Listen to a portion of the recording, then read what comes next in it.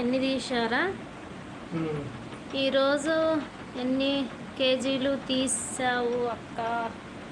ఈరోజా 49 తమ్ముడు, రమేష్ తమ్ముడు. పత్తి లేదు మంచిగా, 49 తీసిన. నేనే ఎక్కువ తీసిన ఈరోజు. 49 కేజీలు అంటే కేజీ 17 రూపాయలు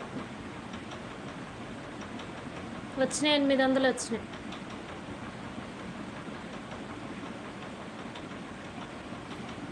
పత్తి లేదు, అల్క ఉంది పత్తి, తూకం లేదు. మంచిగాలే పత్తి, ఒళ్ళు మొత్తం ఖరాబ్ అవుతుంది.